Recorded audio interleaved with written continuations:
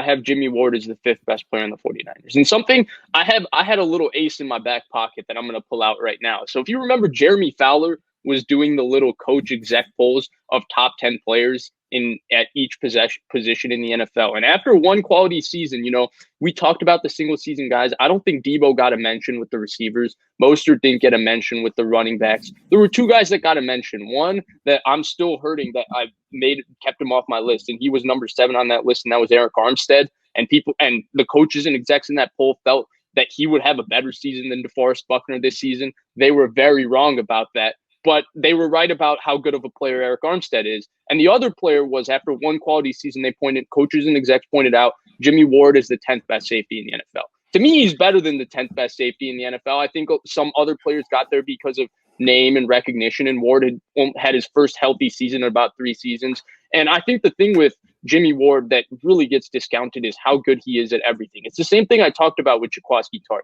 He can play strong safety in the box. He can play robber. He can play single high. He can play quarter, half. He can play half. He can play quarters. He can do every single thing that you ask a DB to do. And then you add that to the fact that he covers tight ends, slot receivers, everybody in man coverage. That's to me why I would put him a little bit ahead of Tartt, is because Tartt can do everything too. But Ward, first of all, Ward's had back-to-back seasons where he didn't miss a bunch of games, which we're not really talking about.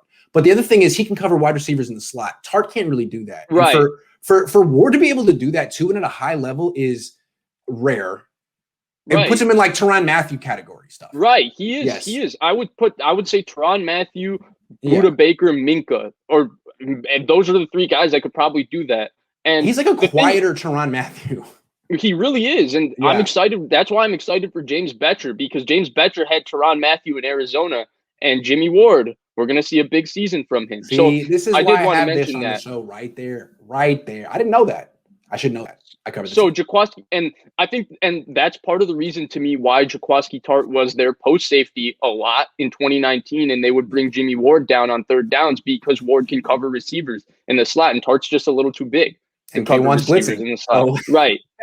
So for me, Ward is just a phenomenal football player. He's a great tackler. He's actually one of the harder hitters on the team. If you think about it, he hits harder than Fred Warner. Sounds sacrilegious to say, but he is a harder hitter than Fred Warner at 205 pounds compared to 235 for Fred Warner. So, he's the 5th best player on the 49ers for me. All right. I'm going to say my 5th best player. But before I go forward, people are still making fun of me in the comment section that I put Ward over Bosa. The next person I'm going to put over Bosa is going to blow your mind too. And again, I expect to put Bosa over these guys next year.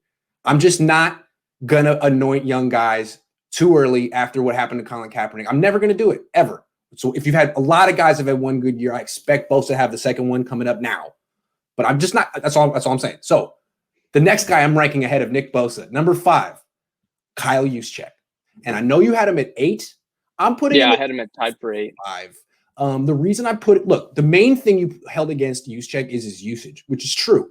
But to me, that's an indictment of the person who signed him and coached him, not him. If you put him on a team where he could actually be like the tight end and not come off the field, like he could be fullback, but then when it's time to go 11 personnel, he's the guy, he could actually justify it. He could play 70% of the snaps. He could get way more targets. And again, he's just a fullback. Well, I'm not holding that against him in this exercise. He's right. We're not. Yeah. He's the best at his position. Yeah. He can play a little tight end. He can play a little, he can run the ball a little bit. I think he's a hell of a player and as well-rounded as any guy in the Niners.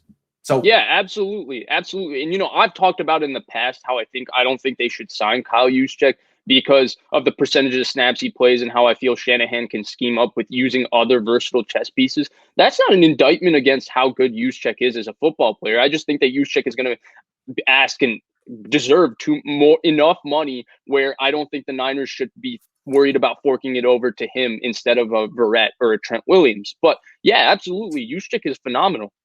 No, and Juszczyk it's not. One more thing before we go, because he may not be a Niner anymore. So this is my send-off to Juszczyk. It's not just his versatility and his excellence at all the things he does. It's his smarts. He's the smartest player in the offense. Usually he's the quarterback. On his team, it's him. And all the intricacies in the Niners run game. You give credit to Mike McDaniel, Kyle Shanahan, of course, but Kyle Juszczyk, I think, allows them to get so in depth because he can pull it all off physically and mentally. And I think he was a perfect first signing to like build a culture. And I'm trying to teach my offense. Let me bring in this brilliant guy. He'd be perfect for the Jets as well. And there is a lot of smarts to what he does as a football player, too. I think he gets underrated. Like, running backs have to be smart because they have to read what's going on in front of them and anticipate. Frank Gore was the god at this. Well, the nice thing about this offense is that because they go 21 personnel, 22 personnel, the fullback does a lot of the reading for the running back, and the running back just has to follow the fullback into daylight. And Kyle Juszczyk is one of the best in the NFL at it. He's such a versatile set piece. He's phenomenal. Yeah. Where's Juszczyk? That's where I'm going.